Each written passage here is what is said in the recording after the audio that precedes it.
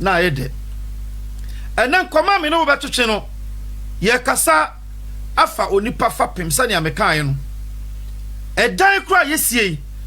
da yesi epe fapem kane ansa no yesi dan no ankasa si so yemfa bra onyankopon abodie mu edua weyin nkoma me ne madamfo no ediye na obisa me bibi ana o ka bibi kira me o se apostle Yesuba David onyankopon shaw ampa uye Yesuba Christ ene uhini ene ufapem ampa obisa me sa apostle Osai Rita adofo no nyankopon shaw mo bebre Osai Rita so ehwe o se apostle se adwene ye fish me ka fish ye ne free suom bakoko so a na ho ode won se owu mesi yes o se na edua nso se etu na se free asase mu na ne hini ni mo a eye den se ewu mesi yes o se sa na onyankopon ye ne ntem tete a ye tie ene to makoma so na onyankopon bue mani konsemi mu dimi domu asuko ma meti nyoma pi ase eno na me no betwetwe ho nkomo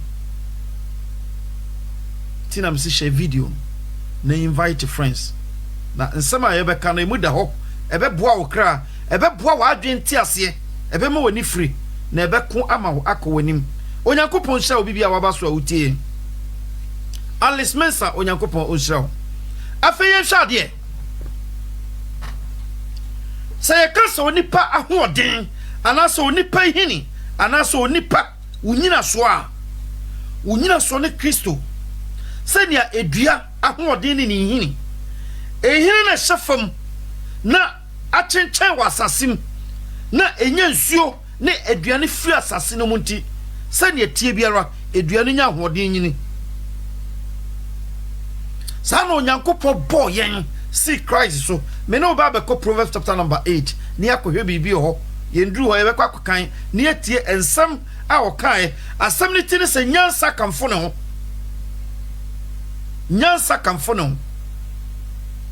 ti asam ni o ti ni ye pa na yendo mosuko so onipa biara fapem fi se onyankopon kweti no according to John chapter number 1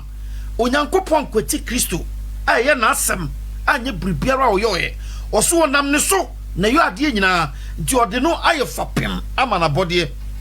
enkanka na bodie mu abakan eye onipa nti onipa biara a wuhini enya Christ tio onipa biara wuhini enya Christ oseme ne dua no mo ne man no me man bia enso aba no otwa de tu ejam ti asem ni nti onipa bia oti asase so na Christ enya wuhini me kire onyankopon sem enya wo fapem oti ase na nso wu ti asem ni pa sani asadi abofumu sadi asafumu bofo trokoma no ewo Revelation chapter number 3 verse 1 osi minimu nyuma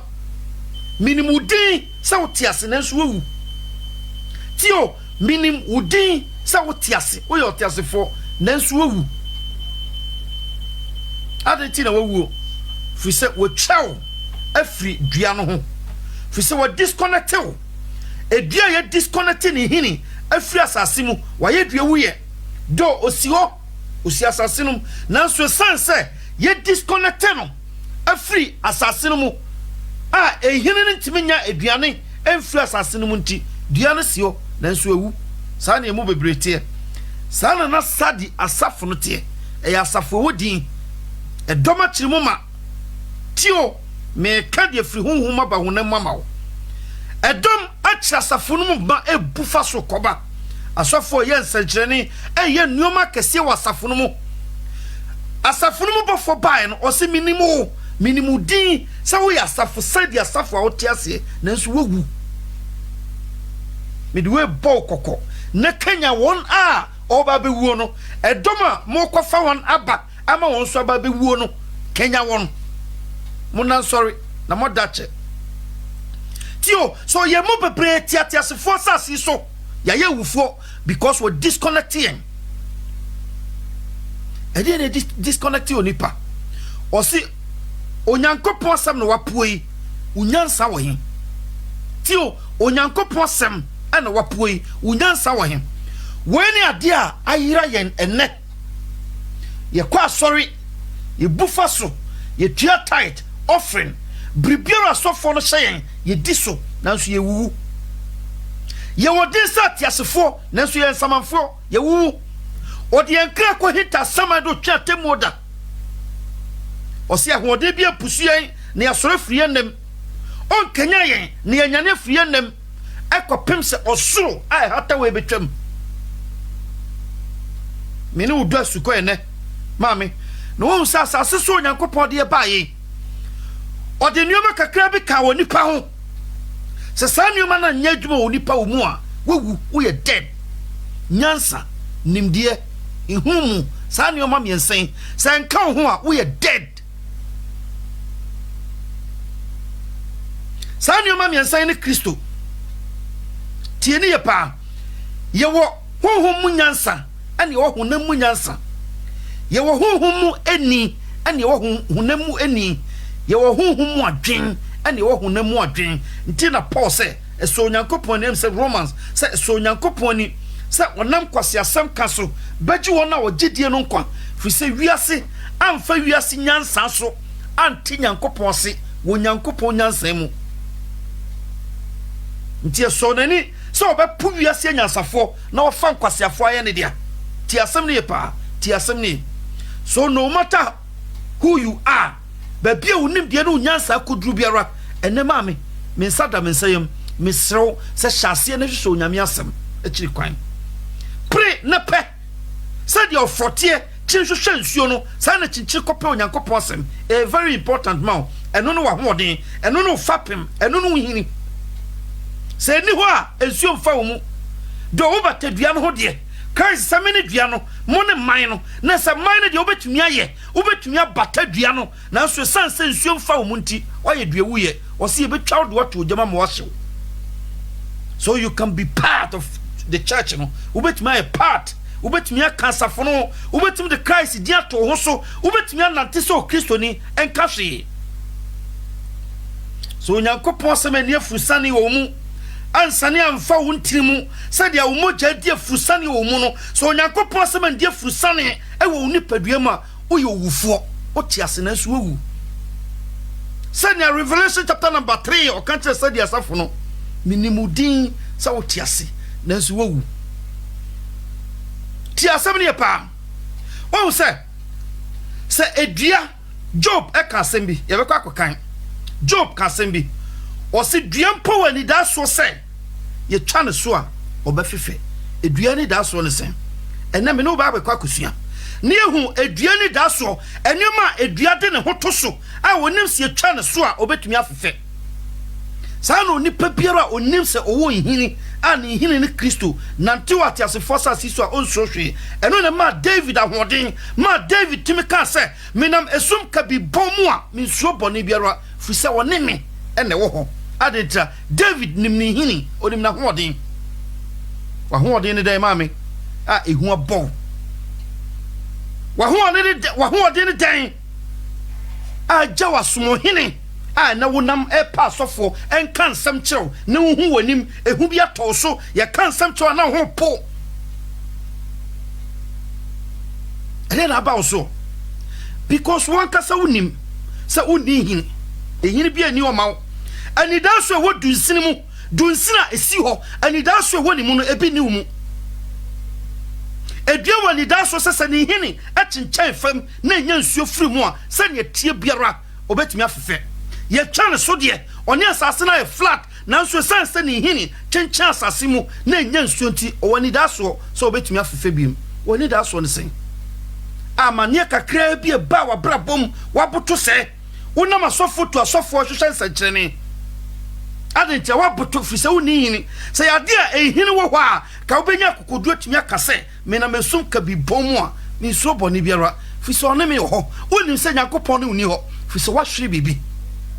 e onyame asem mami so Nyankopon asem ti mu na wo na no koba na san fa wo hwediem wo mogya mu wotiri mu se ne mogya san fa wo mu na wonante asase so asase wura usuro bia anu no se die ti mu no so se die wo wiase enya bibia o e onyame asem etumo bronsam so enu na no bronsam de hintayen ena wo ma ya sofo enka nyame asem na mom eka wiase nsem eyi so afri nyame asem no so eniema betumi ama ye onipa ya nante sati asefo woyi yaso afri so wo fie ye ni afri ho entumi ko ho enu no de ye fansifo no Bible no called Revelation chapter number 5. Mama no can be ho quick. Revelation chapter number 5. Verse 4. Tieni waka o se na me so pi efri se wa hu obi ofata so obebie nwoma no mo ana se obehye mo na mpanimfo no ba ko ka kire me se nso hwe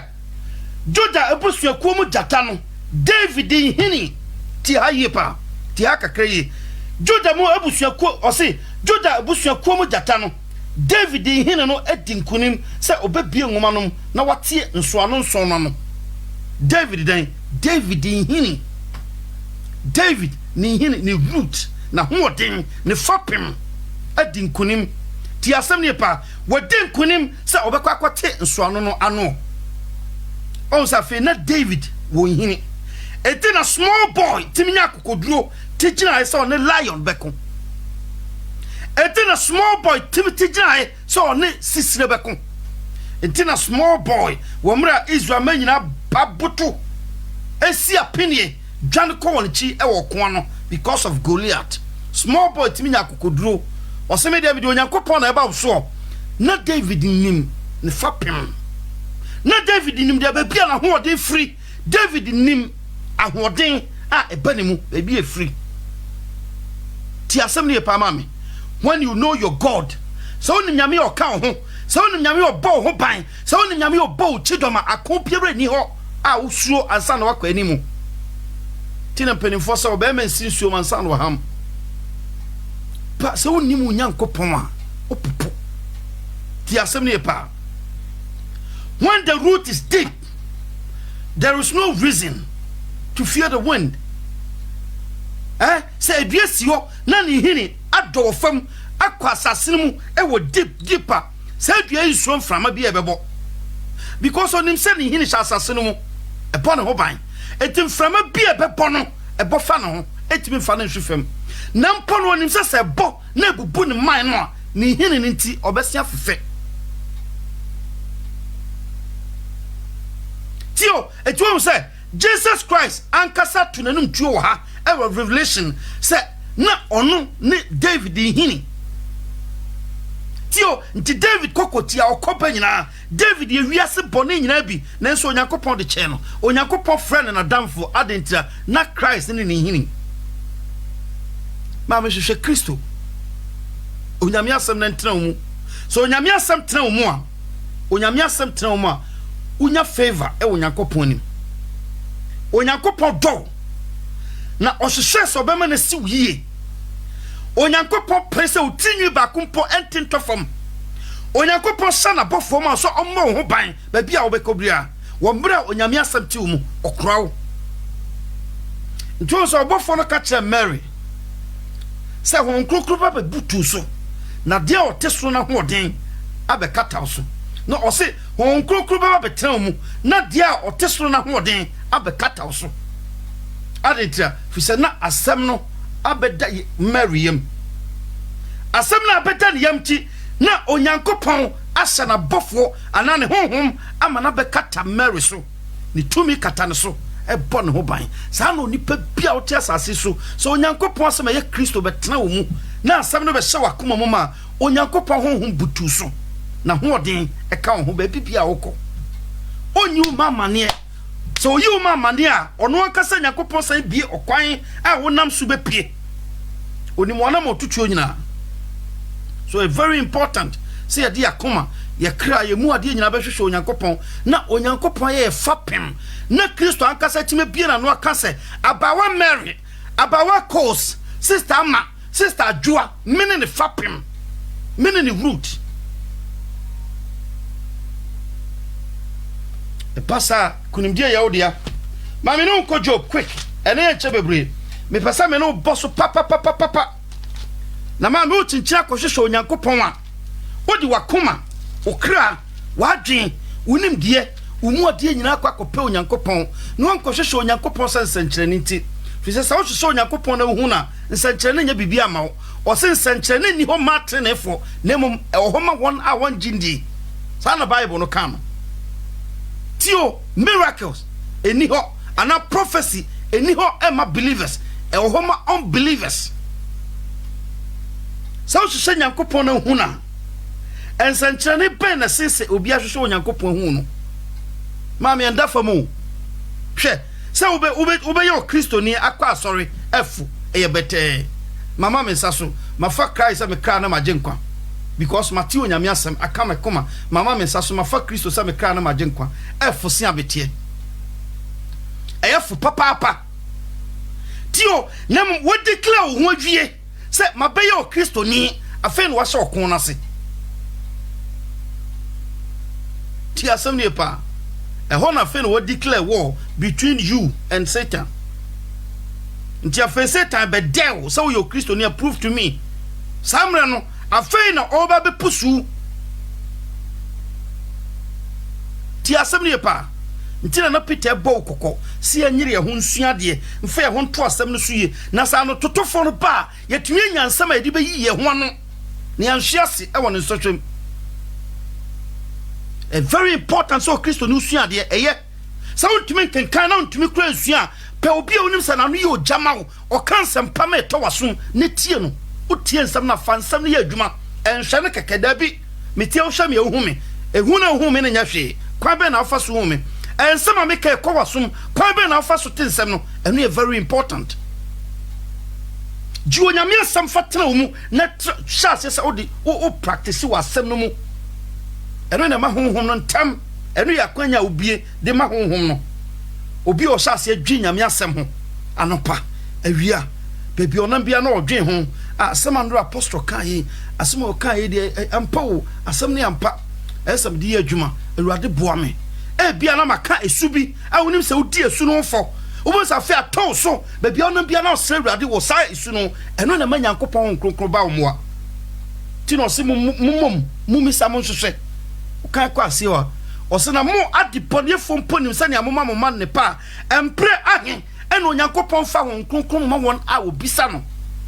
nti moment a obehu esubi na obehya asese osre awurade wo ho se onyi sa esu no mfiri so nenya esu a efata no nyankopon ni no wo invite nyankopon ho kronkron wo brabom eti nyankopon kronkron nya se wo peba wo nya bi enti na wo invite no oma anya kohwehwe sofo konfofo ibi na onyamaw nemum emre odi esubi ho fo Christ ama wo sankyerene o obama de bonefo o mrato ho ti no bae so moment a wankasa obetumi ho mrato o mra wo ye ba bia o bone wo na obehya asesa wo sere onyankopon eho ne ma onyankopon ba wa brabom na oba fe wa hya asesa odi nyansa ne nimdie ma hye wafunu mu ma odi fidiu na mra fe woni be hyase bie enya nyankopon mu nimdie ne nyankopon nyansa no afa nyankopon mu ne pa nyina hyase ba wo nchen kwa osi twa ho hia twa woni ne twa ho hia enne panko na twa ho hia me ma ne nyina bom aba betata woni na be hyehyew yenkwatie ne Job aka Job chapter number 14 Yehu nyankopon inshaw bebre adepa Tracy onyankopon inshaw Yesha bibi ewo Job chapter number 14 verse 7 ti haka kreye pa osina duampo eni da so homa no sese otwa obefefe na ne no bayre mo no tio eduampo ne ne da so ho sese otwa obefefe. The question is asemode yati o eduampo wani da so si etwa no so obefefe ye de atodwuma eduano ne ne da so ne den hwe ye kasa ni da so a meni da me yire so meni da me maso meni da madamfo so meni da onyankopon so edien ni woni da so enti se dua so woni da so se se etwa ne so a obefefa edua ni da so ne sen aha na me pese me no wuram na yehu dua ni da so na fe eba wo ni pa wonso otimi ehu se me hia se a meni da so ne hwan Christ so obiara o jimi die no obewu na so owu mpa me Christ me nyane no ede di akiri no what you say na cha say obiara Christ ya ne fapem so owu mpa o wani da so obenyane adentia fisa ne fapem ne Kristo tie ni Job kan ewo 8 no o se se ne hire chinchan fam na ne dunsini wodotie na ne dunsini wodotie mu a nsuo hwanti ebefefe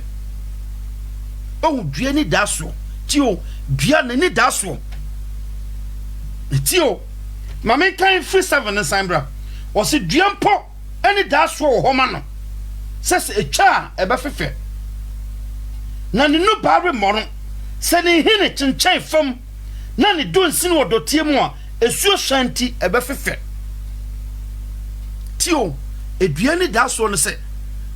ni hini wo fam na yentu ni hini na ni du sini hyedotie mu ye twa na so se den ebefefe edua ni da so no wo ni da so no se sisi ase ba se atoyure nkyem bi towa ehe na wo hini wo ehe na wo hoden wo ehe na wo betumi akọ age so sofo ho na mi bisawo se osofo no kra odi mrika kọ ne ho no woni osofo no ne fapem woni baabia ne tishe woni na hoden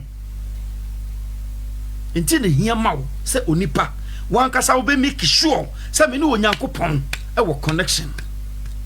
se dia edua hini ne dote wo fapem anase wo connection bi a dote timi provide nsuo ne aduane ma ehini ma ne de madua no de ma man no bonsere ne so aba sa pepepe na tie tio o se na odasane di owu bia ho na onipa gyan mu na owo he na sadia osuo free dotie mu na odom pompuna de na nsuo mem na awie no saaro na onipa koda ho na onsore osoro nya twami orenyane na orempusu won mfiri won nemu tio sadia esuo mem na evi wo fam na yehu ni biem no sa no ni patie asumasi koda obesori na oni ho biem okọ osi orenyane no da se osoro etwamu a orempusi no honhom sadia oni pa koda na jo edua no pa nyankopo honhom pusu no manitim sorry free ne nemu no sa pepepe no wufotie sa hoden a epusu anopa ma wo sorry free o kete so no epusu ne biem okọ kopem se osoro yi betwam ti asem ni nemom wona wo Kristo mo ni da so no o se safo iwu a tio safo iwu a ono Christ benyane won na cheso obiara ni hini ni Kristo engu nkoshe dotie mu do ne honam be dotie mu de o se ne honam no be wu de nanso me Kristo menyane no se ne ono ko dotie mu na 3 days onyane ye no obiara a ni hini ni Kristo eni da so no se owu a onka dotie nemum obiara o te se nsuo a awie e wasase mu no se oni paiwu ekokoda hati osu orenyane no na orempuso ne honhom ema ne sori se osuru yi ntwamu a ti asem ni ye pa etisha ma me no hwe bibi wo ha me no hwe sa pictures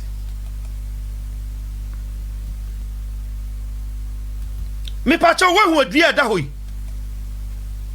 hwe adua na da ho no wo hu se ne adua no abu atofom yemini no atofom nanso still ne happen no eda so ye from why because ni hini eda so asase no mu tio so we kyerɛ sɛ oba Kristo mu a enkyerɛ sɛ ahwiase ni hɔ ahwiase wɔ hɔ nanso san sɛ wo hini wo Kristo mu nti wo hwiase sɛ den wobɛkɔ so ayɛ from ɛno na Psalm chapter number 1 David kan hɔ no mesia kan no kra ma wo ti asɛm ni o on sɛ dua no atɔ fam ɛda fam nanso ne haban na ayɛ from adeti na haban ayɛ from fi sɛ ne hini da so asase no mu mama very important papa me hia wo sɛ wo bɛhwehwɛ onyame asɛm na wo de wakoma na wo kra ato so me nyame asɛm eni wanim ɛyɛ kanea edi wanim esum ntɔ da ma onyankopɔn ni asɛm ni wachi na yɛ bambɔfo sɛ bo chidoma uri ni nkugu ɔko no da sɛ ne tie biara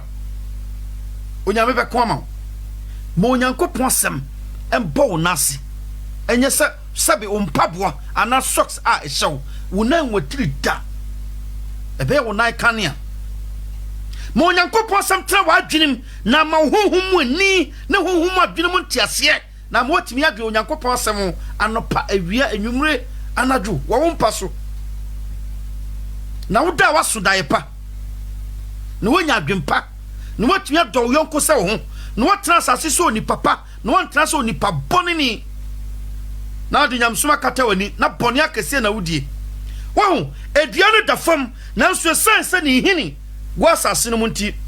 oda so o enjoy life sa no Christianity me ka obi okwa sorry yen hwe next picture urban hwe wo sania dunsine ne yatwa ne so hwe sania yatwa dua no so ni dunsine na wo fam no ewu nanso sɛ ne hini wo asase no mu tio esanse ne hini wo asase no mu ntifhwe on se dufuro bi afifiri afidunsine no mu enya connection ne dua ne hini so dunsine na pro nanso hwe wei pa hwe dua na si ono hwe ne dunsine no apro ne dunsine no apro to sa Christ say obiara ogimidie no so owumpa menyane no say no Christianity me ka bibia kyerɛ ma me say no Christianity ye betwa wo so ama odu nsina pro nanso sanse wo hine connected to assassin nti dufuro foforo bɛse afifiri afi odu nsine no mu wase guda ti asɛm ne pa o Christiani abrabɔ no hwɛ when no kan wa Isaiah chapter number 11 hwɛ Isaiah chapter number 11 mamen kan ma on ti me pesa me no do asukɔ kakra na onipa hu ahoɔden tie ne ɔka wa o se na dufuro bi bɛfefiri afiri Jesse do nsine mu na o se na Dubai afiri ne hene mu asoaba tio ti asɛm ne na dufuro bi bɛfefiri afiri Jesse do nsine mu na Dubai afiri no mu asoaba o se yɛhwɛ dua ne hina apro nanso dufuro foforo bi afifiri ne mu ahyase yi man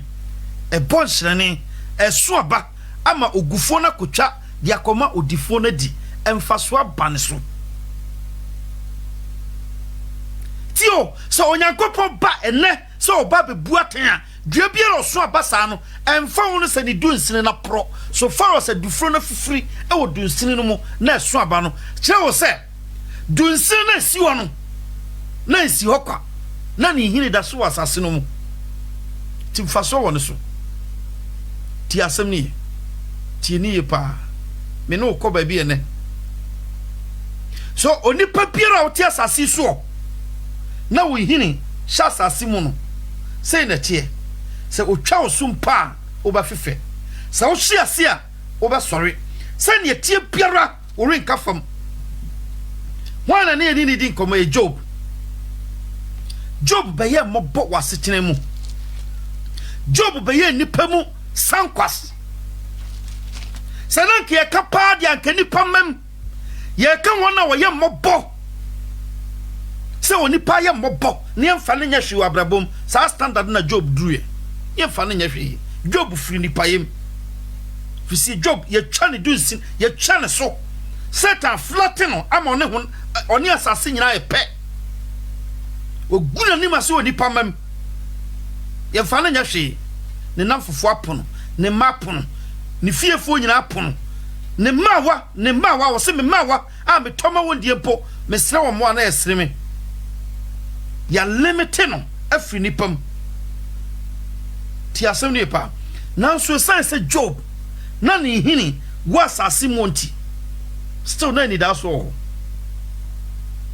otimi nya kokoduru wona ma ne hunu wona nim guase mu ka kira ne yire se onyankopon na de ma me se wafa asedanka no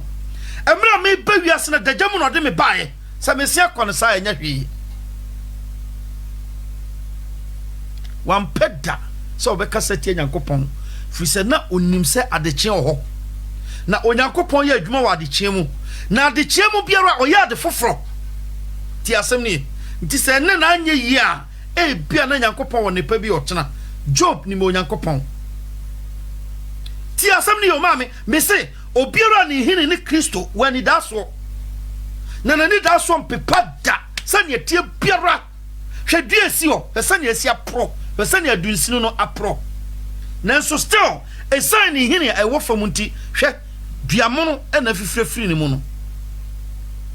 duamono na fifrefiri ni mu sana ye Job ankana no proy Job ankana no proy ne mo nyina wuye ne bibia seye ne dunsini ne ya flat e wasasim nanso Bible so Yakobon san si homo ma no du frofofro san fifrie fi Job dunsini no amu na be duban kase ame fa wo tu nyame asem so hu nyame asem na fa wo to so pre onyame asem se aduane a wudi pre onyame asem se even from a home bribiara a onipa onsa ka wasase su ma onyame asem ni wani mu kane fi se ode asem ni di wani mu kane ansa na wobo wo ti asem ni pa entitie Job asem o kan no koso na hwenua no hwe edua foforo beba na hwesa ne awono so ya flatten wasase no mu odofo ba so no wase uba no wase hwe sania ye twa ne so hwe we kura de ye fe won hwe sania ye twa dua no so hwe sania ya flatten no nanso hwe ne pampam no a edua no kasa wo fam no de wo hu se twa ne so ya sei no ne man e be so abanyina ye twa de ko nanso ni hini da so asase no yentu ni hini no esanse yentu ni hini ntifhwe on se du frofofro asase edua foforo asase fifi free dunsin no mu eno no ka wa Isaiah chapter number 11 se du fro bi be fifi afri jesi dunsin mu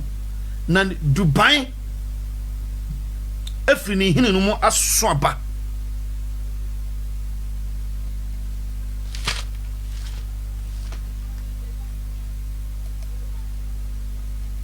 tio so se ati asase so na yentumi ampe onyankopon sem akira kwan na ye de hotu ya kasa ye nyansa hwe wei on se ne ye twa ne so hwe ye twa ne so wo hwe ne dunsin na wo tu se dunsin na pro na so still ni hini ai wasase no munti eguso a abrabon no guso koso du frofofro afifiri eno so asase yi haban ebenyini na nyaman na asase abonhyerene na asase asoaba enya soaba pe ye ntwa no ntwene oseme man a entimi soaba ono ne betwa no na mum de otimi soaba no de ye betete na bana kogu me senso eno ni mo akwapa no kwafo se odi kakre ho no kre ni do besi sinioma hodo pi so tio etima me pre ade chini shase hwehwe na fo wakoma na okra di akire ne se ubenya connection with God se ube make sure se we hini are connected to God enso na srefa wo no eya onyankopon asem make sure me awani ubetumi aye ontumi nya onyame kan chem se men kan che Osusu Nyankopon nim se ubetumi aye. Onyankopon nim se ubetumi apagya Kristo nkonua na to obeti so. So se ne nkonua no yembre na ye ha. Wo mra onipa decide so we fat no so. Nemom sa wo ye wa adwen tanta nkonua no mu be edu. Asumesi afum me se me mfa nche no. Me da de ache no. Na emu aye odu. Asam no se mo mfa from so anche wona mo suro ja mfa mo de anche mo. Nti ye disconnect you. Tio, sa wo tisa ye disconnect you. Me kan no crash you. Sa dia safo bofo na asam no pepepe otiase wo din so otiasefo kwasi kwabena abra ni mo kwasi ni mo otiase wo din so otiasefo na so wu ti asam ni ye pa enti wo ho enua no ye hwe next dunsini a etoaso wo sha ye twale so nanso na ni da so sani Job kan no o se ni hini echenchen fam wa hu we ya flatten wo fam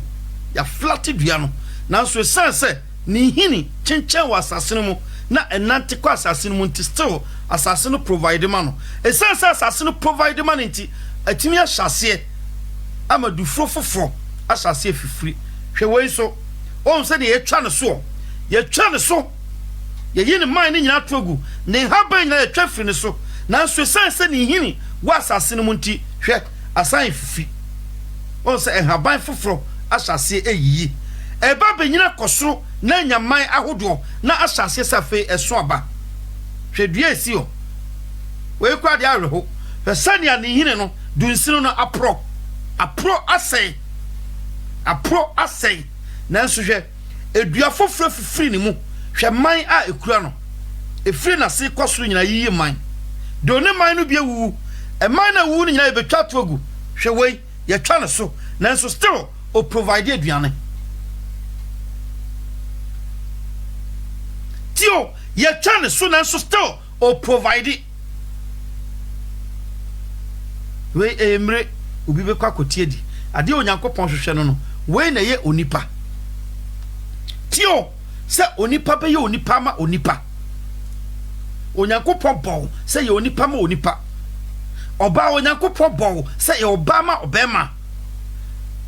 fisemre onyankopon bon obema bible so onyankopon hu se obema nko ntimi ntena nti no bo oba ma no nti oba hu se wo ye oba ma obema sanso no obema hu se wo ye obema ma oba onua hu se wo ye onua ma onua adamfo hu se wo ye adamfo ma adamfo abusua hu se wo ye abusua ma abusua bi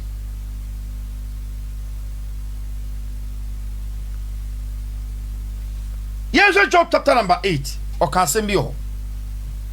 yes 11 Job chapter number 8 verse 11 o se nchache afufre dia owura nie anase me wo be ma ne ho so dia osuo nie be kan se ana emu a dendende me boa because twi no mu ye den etina na ma try se me the pictures ebe chere ni oma hudu opi mu ama wati Job nsem wo kanase fi se Job ya na okasa ensem akese mu o se nchache fifiri dia ewura enie anase me wo be ma ne ho so dia esuo nie ma me no hwa de wa nchache no hwa de wei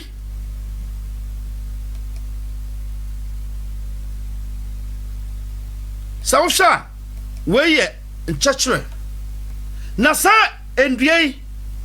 empe asase bia so enye babia na ade ni sie yeye epe babia eye afro tio babia eye afro babia asase no fo babia asase ne wet ensuo ni asase no akasa diafra eho ene fifiri na enya hoden aye from etumi enyini so se otu na se wa ha na de ne kosi desert asase kokwa so a ontumi survive obewu tie ne yepa so onipa bia wo asase so enya ba bia na ye ma wo ye wo bia bi ho a wokọ a wakumokra ye onoma bi ho a wo ye wasase so a wakumokra ti no se wade nyina ho kwan na nso nya nyina na ye man nya nneoma nyina na ye man da bi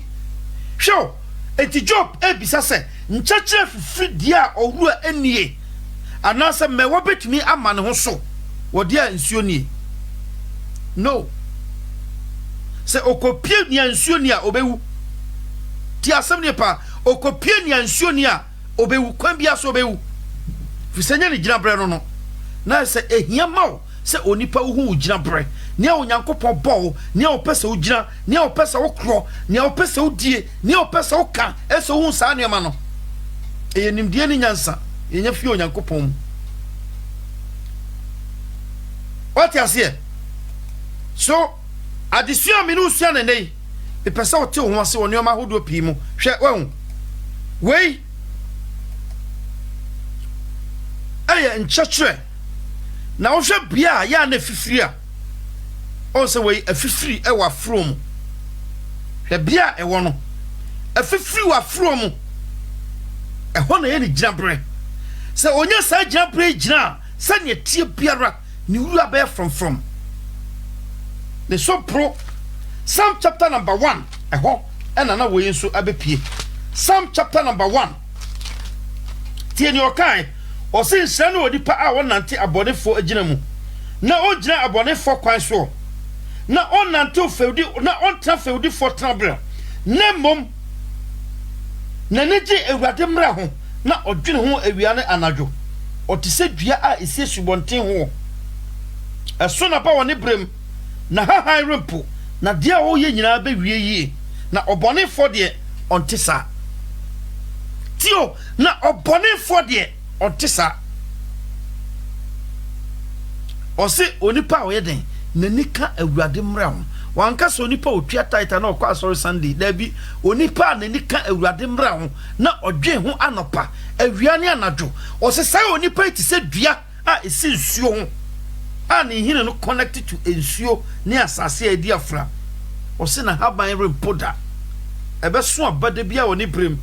na bribiara obeye no ebe wie ne yie na onipa bonefo a onwe nyame asam na onfa nyame asam nya hwe ono de ontisa otiase na nsu wu tio onyankopon sha bebre odofo abaso na wahye wabaso na wahye yeho onyankopon ebehyaw yeho onyankopon ebehyaw so enchachale ni gina pre no ni awope no ni onim so gina obeye nie ma me hu bia wo gina ebesi wiye waka ne ya atre onipa ba pre na hwehwe bia a wo gina ebetumi esi wo kra yie na da ne da nyina fight sa wo be pen ya ebesi wo kra yie agina esunsun wo kra nko ba bia fisenya bibia na yema wo ye wade nyina ho kwan na ensunya nyina na yema yin osemo susu akra no hwe ensol pi na ho ma menya nyina na yema wo hwehwe asore pa ne ko hwehwe osofo pa ne di na chi asofo pi na ho nya osofo bia na yema wo nchachira de wo chusu se ba bia me pia ebesi mi yie eya from eho na megina eno na Job no kan wasem wa no se nchachire emfifiri wo ba bia gisa from be bia nsuo wo adentia eho eno nim se obetumi aye from na esi ni yie hwehwe bia pa na fa wo kratena na nsi wo kra yi ti asem ni yie pa afema me no hwe bibi e wo Matthew Jesus can send me on Matthew chapter number 14 verse 7. Matthew chapter number 14 verse 7. Mame no kan bibiwa. Matthew no chapter number 13 verse yan kan free 3 no. Tie ni okan. O se na okasa pi mebuo mu kire won se hwe ogufo bi firi adi kogu aba na oreguo no ebi kogu kwanchen na noma besosoe na ebi nso kogu abo so faako adotie pi nie na ntem ara efifiri efrise na dotie no mu no na owie firi no ekusae na esane se o se esane se eni hiniti ehye tio ti asem ne esan se eni hini ti ehye ebi nso kogu nkasai mu na nkasai ne nyini no emia no na ebi nso kogu asase pemu na eson aba ebi oha ebi aduosia ebi aduasa dia owa so no manintie tio dia owa so no manintie yanhwe sama Kristo kawe ogufo bi free edi kogu aba ebi kogu abo so yenua emo ana ebro obo so wonya hu se ye de ebro ato obo so pe hu se ogufo kwadwufo ene kogu saaba no odi akogu de ni kwan seto nti tem ara aba no ho dawo manoma be soso di ebi nsu kogu kwanchen asase ana enyemu eto ho ntamara na hyase se efefe oti nyame asema na odi ne ho nyina sofo magiwadi mama mensa so bomasu ne bonasu hye gane oba won kronkron aka ne aka okotra sondan mo konkonsa ne abro baye konkonsa e na odi tia sondan no mu odi mirika kwaju nyame asem no esanse oni hiniti hwe ewie pie na hyase ehye odi nyamsum na dane dwamambo odi adane wotan ne ntan odi adane sakyere ne komshe mpaibo ni gidie no watu nyame asam na to atwene o tieni nya nan so onim se opira no onke onsua asam no wahu ne ye ne enye oti asondem osan homra ne so yo Kristo ni ti asam ni yo o se na ebe kogu fa ko ado tie pinie na ntam aro efifri esansa na dotie no mu no esansa na adwene mu no nti otensam na odimirika majedi bomasu wantimi anu asuko ankomu yie ehu se ne amatie nie se na tie mede makoma toso me hyase a practice wo hom ya bonasu wo hom ya bonasu yie ni pie no esanse wo pie na koma mu nyina ma ho nkronkronti honhom na beka na ho eboa no wa hyase enyini from onyankopon asem no mu there is no way ahwiase betumi aba ma sa onipa yi se ohwiase mpa obe sorry fise ni hini asase ewura Jesse dun sinu no mu wonya hini sa onipa itime hwiase fise ode na koma ne kra na adwen enyina na ba mu obi so ho a esanse dotie woni mu ndo na adwene mu no ni nyansa mu no na oye hanti no ni osofo no kai bia no wagedi wontumi ansone so odimirika ye momasu ye bonasu no ode adane konkonsa ode adane adwaman ode adane ni ntan otan beye ni abro ode tinyankopon fie ti asem ni eno na amane ne Kristo som no over 99% aye bola aye wuru ano tio ye kan ye ya chiro ti asem ni osina owie free no ekusan esanse na eni hini nyamesuma any foundation onipa oti asase so a uni hini uni onyame asem na asem no nti mo otim di asem no ye adwuma no maame oti se dua ye tu nase ye twetwa ni hina free ho wo ye dead osi ebinsu kogu nkasai mu na emre okwa chechire mu no osi ne kogu nkasai mu no ne won na asetene mu wiase asetene mu dadwene no hawo kodan na hye won so odwini wiase nuoma ho sinyankopon mu nuoma ho na ahye ne so na mia no asem no tinimu de na nso otimi fa nya adwuma o nyame asem no pa tinimu ogro no ni sika asem obeku ato atwene ogro ho na dua no obeku ato atwene no wi a obepa nyankopon chew yes ehye ni tim ani da ho bone na oye ti asem no yo o se na ebe kogu asase pamu na ehase soaba ti haye pa so on se meka dufro no ho asem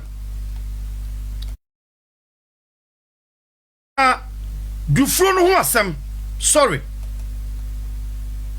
na meka dufro no ho asem what you say ya na meka dufro no ho asem hwe edua no tio hwe edua no sania etie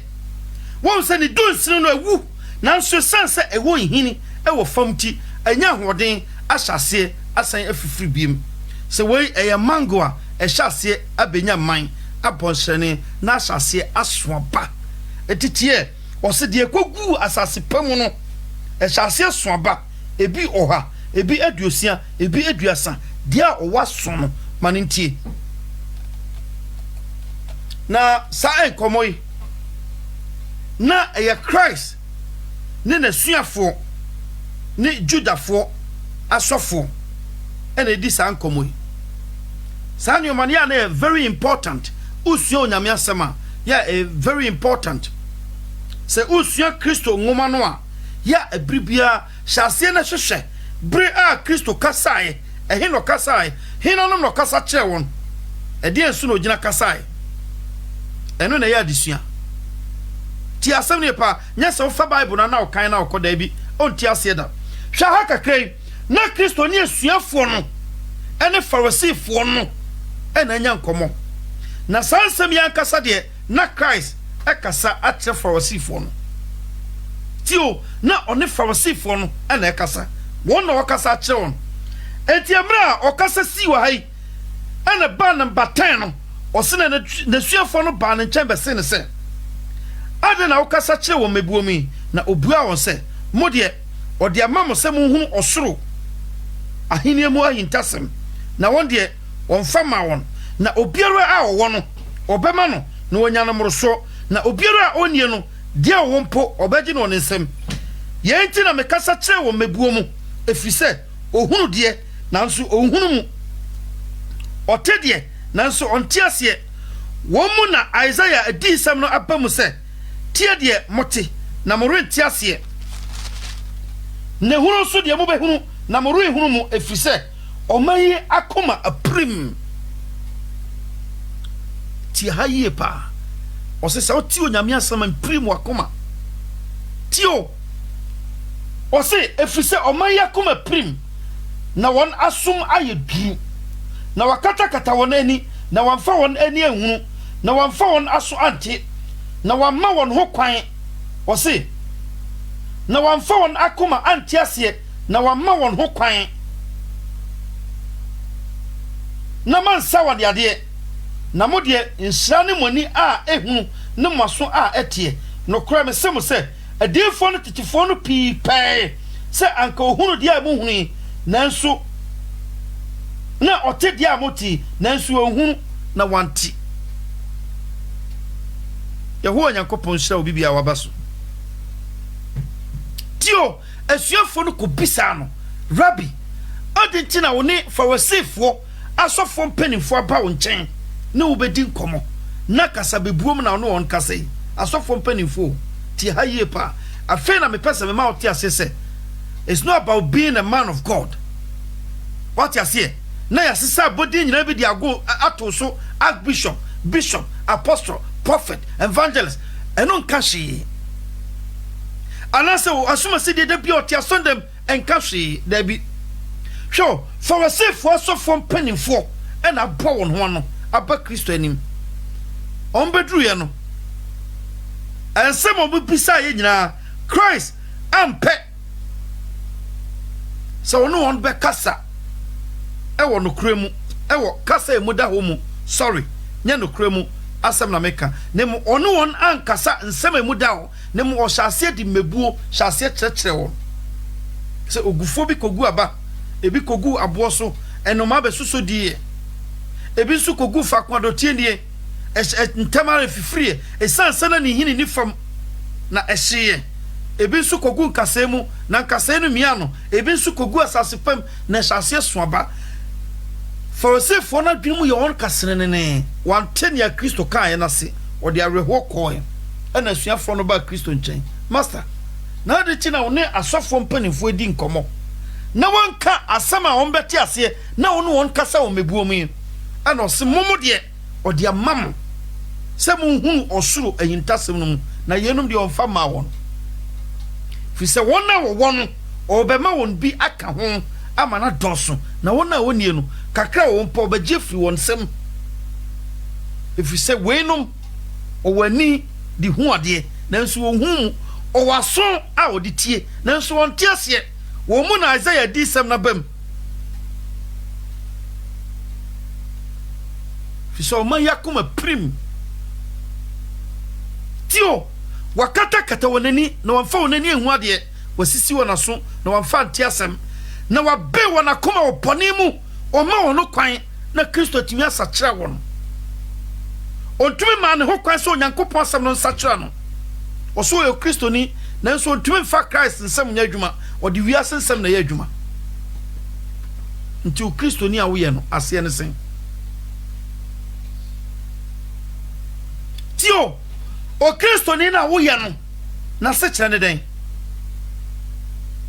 because Christ na kasa obedi na chi na body be da so wo de sa ho mrane se me o Kristo chi di ni no Kristo na kasa nsem ode ma wo no ubu ani gu nsem no so ti asem ni pa what you say enti wey na Christ de cheche mu kire na suafo no ma na suafo no ti ase se nye won na wo se me se awurade no na be kɔ soro ahema mu na mum won a wo ye magya wo soro na apede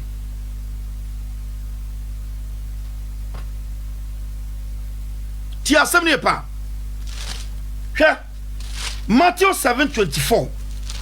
Matthew 7:24 tie ni oka ho Matthew 7 Augustina Braco Onyankopon onhyɛ Matthew 7:24 tie asem oka wa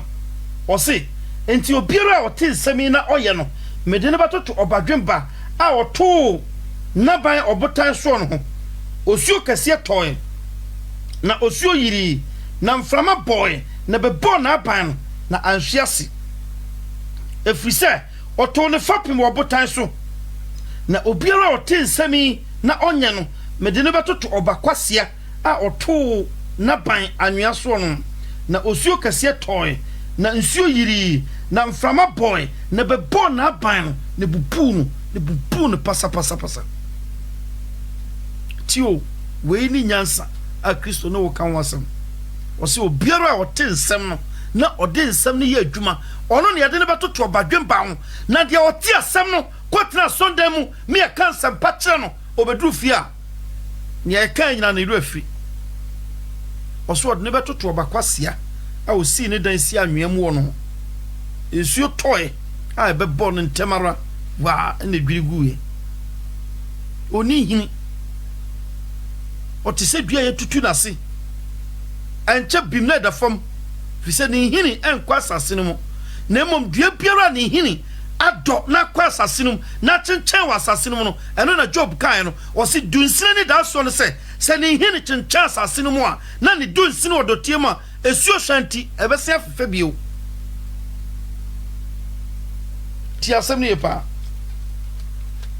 Yehowa Nyankopon onhyira waba so a na wase ma me no nko Mark ngoma chapter number 11 Mark chapter number 11 o kan asem bi wa 11:20 no o se na anopatototo o retwam no ohunu se brotmadua no awu afiri ni hine no ase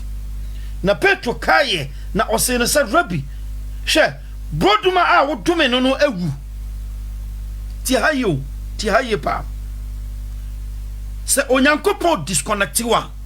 on disconnect wo emfiri o man no wa haban on sirane ana ba wo so ana buna wo ho no o disconnect wo free wo hini no mu fi se ho na one ne wa pam tio edua ni asase ni apam e wo na haban mu e wo ne hunu na buna e kata ne ho mu ana ne man mu eni asase wa pam e wo ne hini eti asase wo bibi di madua o di man hini no na hini di amadua no sa pepepe na Onyankopon obibi di ma onipa o di fa ogama no so Kristo so nti ro se me na me ni David hini nti David aho ode nyina na Onyankopon nam ogama no so na de ma no ti asem ni pa ti asem ni so Onyankopon pese o disconnect you from Kristo o tete wo ni Kristo dom onya tete wo ni Kristo dom mpe wa twen afiri ne ho afei enkwansuo na serfa Kristo mu won se John se enkwa o se ni mu na nkwa wo nkwa no ni onipa han ti asem ne pa ni mu na nkwa wo nkwa no ne onipa han eno ne ma yenkane a so moment obe disconnect no Christ me cha sembra onyankopon be prim wakoma afiri na asem na wotime nwe na asem na wonfa na asem nya adwuma no o disconnect wo de opa gina mpaibom buttons bi a ope hyenkom bi a ope emre bi ba obekwa ko gina Kristo anim di ne nyina akọ na me bompai na me cancer mpa me obeka se firi mi so minimo because ne disconnect wo tio eto tia kakra ambra Christ ne asuafo no twam no Christ ye bibi ho okọ brodmadua no ho ko pese obepe na baby edi tio so Christ and she ewura from na wo so no e fake on she dua no senia ejira ho brane mu e fake aba eson eno na important so Christo kon check ko pe na ba no bi se obedi oduru ho no na aba ni ne so eno dome no se efiri eneko onso aba biu we disconnect no tio na embrace ya for no kana bia na wadwen ko ho tie sani achosem no kan no o se na no petototo a ori twem no ohunu se brodmadua no awu afiri ni hini ase wogu afiri ba bi owu free no eye ni root ni hini na wo fam a emani nsuo no ye disconnect no from there so when se ebeba sem faso ni so na onyankopon ba so ba behwe nipa mem se ne o se okwantunu bi to kwan o ma ne nko asika oba no behwe ebinum de onde ye adwuma manfaso ba so o ka se mo akwapa no kwafo ni ane de no antumi afa nya adwuma no o gifri ne nsem se mo nkoto no ntwe edan na chi ni a osotwe de ne awerhowo e ho na mo mfa ne nkoto ti asem ni o so embra Christ by so behwe brodmadua no so no oba no na onso aba ti o disconnect no free assassin mo se ma assassin man nsuo biem onya na life ma no tio enti emra o mo call ya o mo ba no do embra Christ do me dua no asuafo nanim no na ne haban ho esiwo from yakum na nso da so tiase ne haban ho from then so ye disconnect no ti na me ka cho se ye disconnect wa enye ye disconnect wa na daddy o da bi it take time kakra so nyankopon disconnect wo ye osofo no nyankopon disconnect wa still osofo die no ho nyankopon disconnect so no da so yo hene nyankopon disconnect eli no da so yo osofo ti asem ni nti disconnect wa eno nchese wasofo dwuma na wasoro awokọ no ye yiwa firi modabi obekọso akwasoro no obekọso ye bibia nanso nyankopon asem utumi fa nya dwuma da oyo osofo so na no church members dida oyo osofo so da bia jagdan ye to akese esiudem wo we bro sam o church members ba wana chewngam da wonum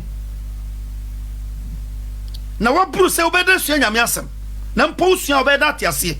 fi se ye honhom adwene nyansa ene edi sua nyame asem ese onya time tena ba bia quiet a obi anka ho na no onyankopon honhom ko a eno ne edi sua de na mo otimi atene awusua na se na watimi aka na se de awahyew tio essence ye disconnected afri onyame asem nti wan kasa so yo sofo a so yo Kristo ni no ontumi fa asem no nya adwuma wogu otiase Revelation chapter number 3 ye disconnected why is said the asafo no osi minimu nyuma minimu din sa yo tiasefo na so wogu unyo nipa tio enti abra Christ do me brought me dua no na dua no huye na dua no sio na haban ho asuafo no huye okọ ya o ba no na asuafo no hu se dua no ni hini nyina gugu e wo fam ama ne man ni nyina so apro ntotie na onopotototo retwam no ohunu se brought me dua no agu afiri ni hini ase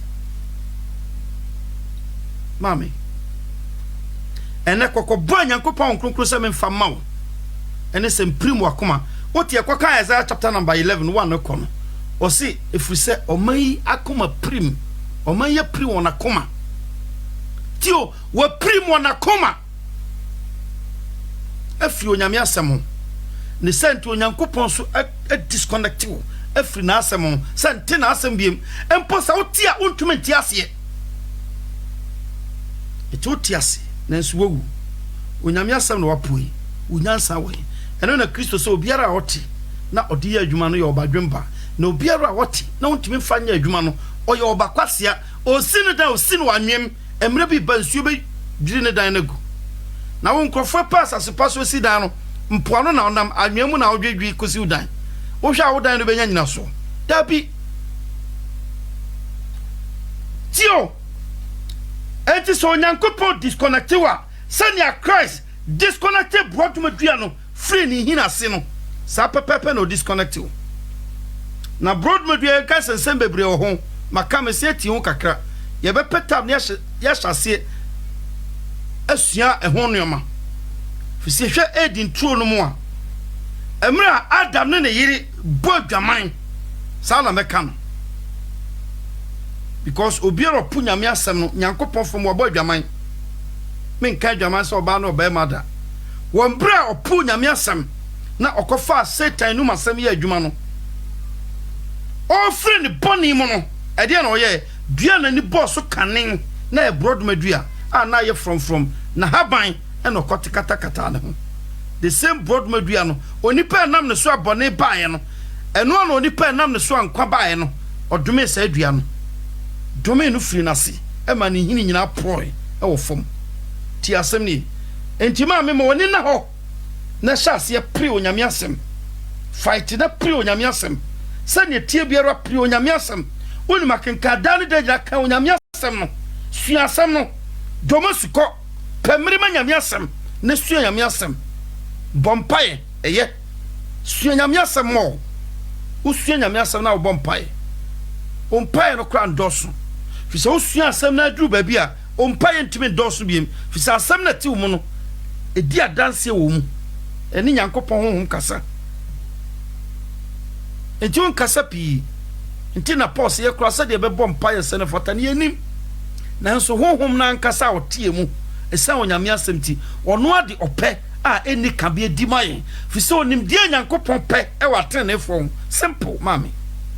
tina Kristo se mo bompae mamun kasa pi kosa abosomsomfo fisa moja nimnio me hia mo ansa kra ansa na mo babisa no so usia onyame asem na asem ne ye wo mu ma eni gie ne ahotoso ne ani daso a wo nti no e ma da ne da nyina Awurade me da wase Awurade me da wase Awurade me da wase Awurade me da wase wase da do doso sen bibia we say unim say in advance onyankopon siesie ne ma papa bi ato ha ma nti bribiara beba wa braboi mu unim say wo hini esefom ne mo wona osu afiase eye wona wonim nia wonhini ewo ma me wonim ba bia wohini wo nti na wode ho ato nipa so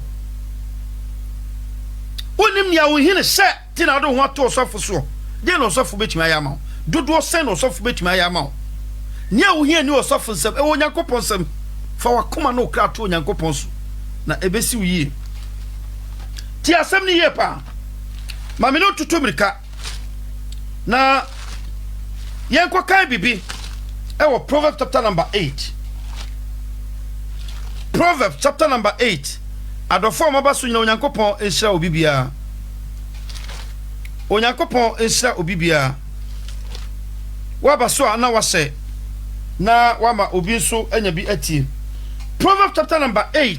yentumi enkan ne nyina obetumi apebre na wankasa wakan ne nyina wokan free 8:1 no bana osi nyansa kamfo no we nyansa nsem a okai na mepesa me no hwe bibi kakra wa na ohu ekwan a enam so a Kristo ye fapema onipa tio mepesa ohu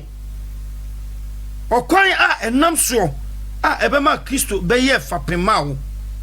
a sane tie biara esese usiw dan won so utimi nkwati no ukoti ne bibia wase adekro fise onyankopon kwati no anya bibia wo yohe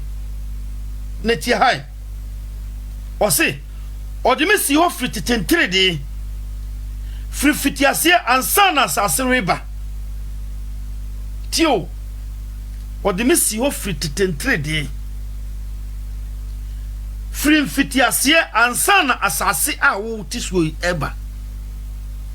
na sɛ wo kura de na ɛma adwen mu tio ti asɛm ni wo kura de kyɛ na ɛma adwen mu fi sɛ na asase no a yɛbɔ watena so kura no na asase no maaye tie ne ebru ni hɔ no na wawo me nsutire a ɛba nsuo pii ni hɔ no onya mfa mepo sisi hɔ na nkokonya maaye no na wawo me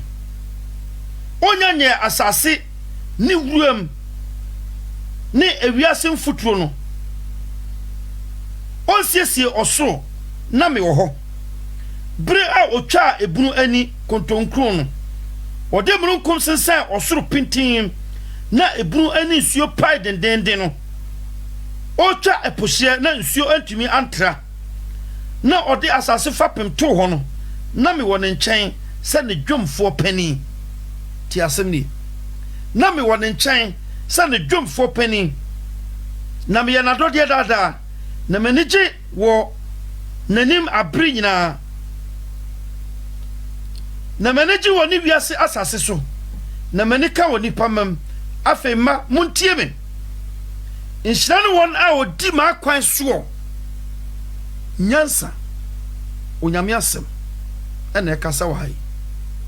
ɔse nhyira ne onipa a ɔdi m'asɛm soɔ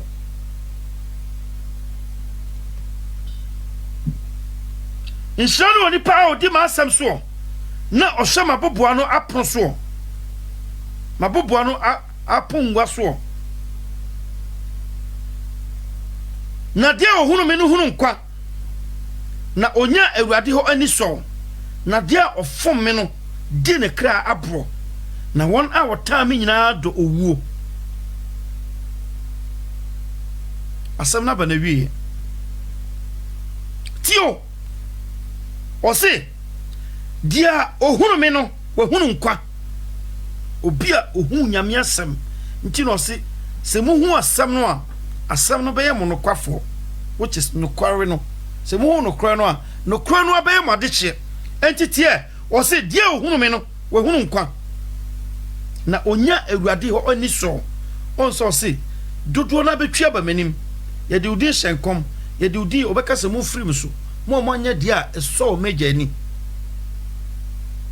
na sɛ wantumi amfa onyame asɛm no anya adwuma na okɔ asɔre Monday to Friday Saturday Sunday da bia wote asɔndam woba afɔdeɛ wotua tight woyɛ pribia kama na nso na wotumi mfa onyame asɛm no nya adwuma fi sɛ wampa asɛm no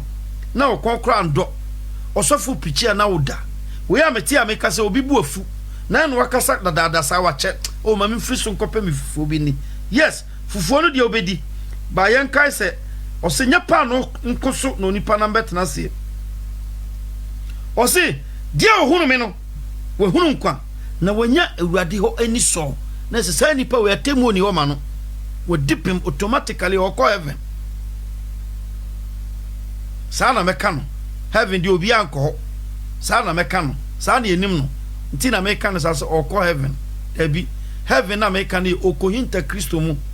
atwɛn ɛda ɔbɛba bɛbu atɛn na wapra bɔne nyina firi hɔ na afei kuro foforɔ na wasiesie Jerusalem foforɔ a ne fapem ne asuafoɔ no ɔde yɛ nyinaa bɛkɔ akɔpie saa ekuro no mu ti asɛm ne pa enti ɔse deɛ ɔhunu me no wɔhunu nkwa na wɔnya awurade hɔ ani sɔ na obiara a ɔfom me no deɛ odi ne kra aboro na obiara ɔtaa me no do owuo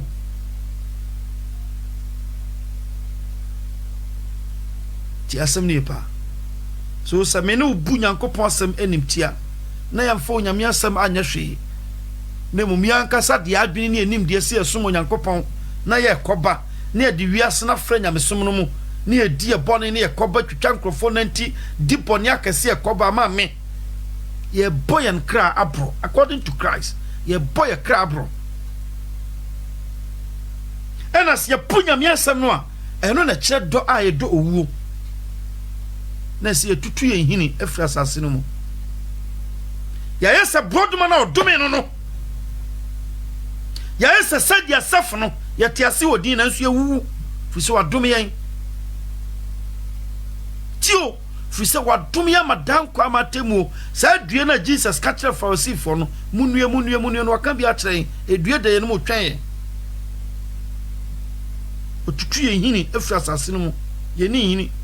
ya yese dua a yetu ni hini efra asase mu okwaku ti kakra na Nyankopɔn kronkron de atoma koma so sa me no nkyenie ma wani na ho hwe onyame asem yi na su onyame asem ma nyame asem ni wakoma mu dem ma entra wa adwene mu entra wakoma mu ma mfa unim de no nyansa no mum na fa asem no nante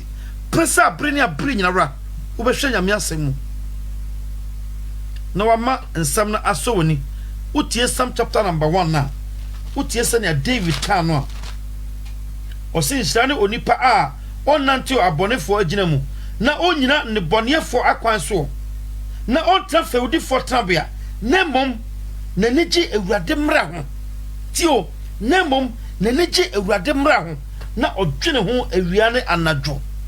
otise dua a esi esubonten a eso na aba ne bremu na ha rempo na dia o wie nyina be wie ne yi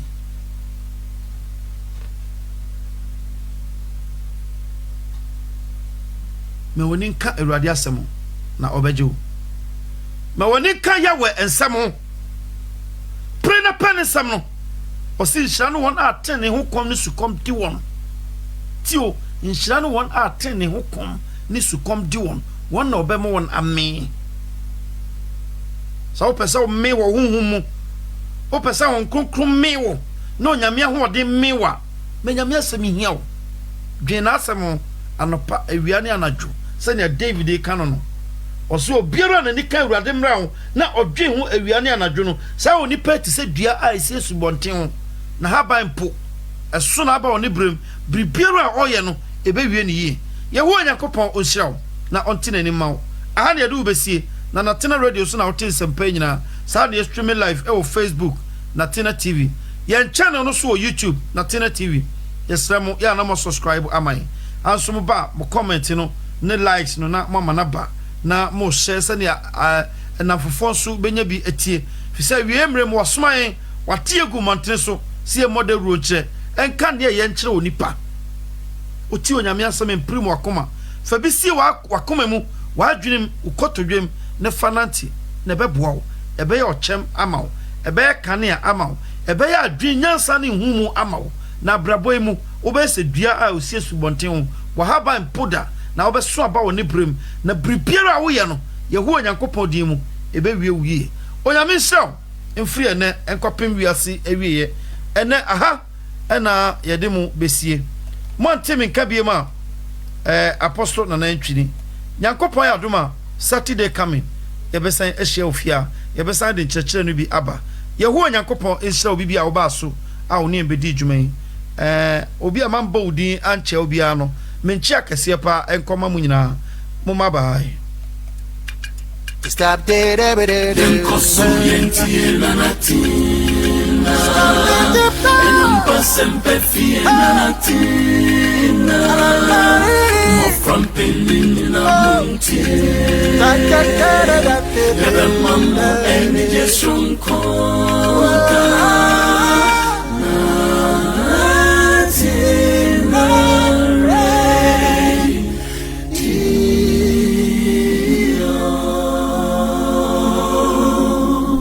Natena Radio, gospel to the world.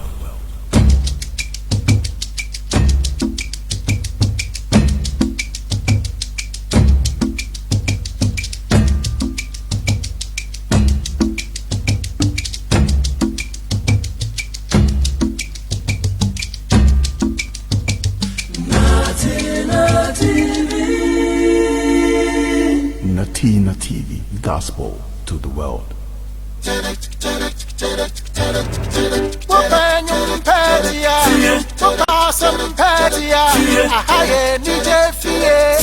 Natena Radio, Natena Radio, gospel to the world.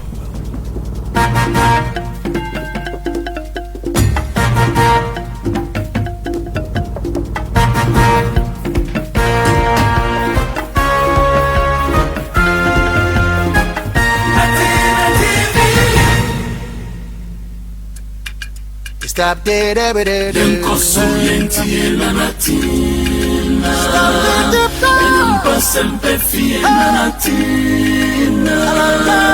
Mo from Pelini la montina. Lebe mambo eni jesun koda.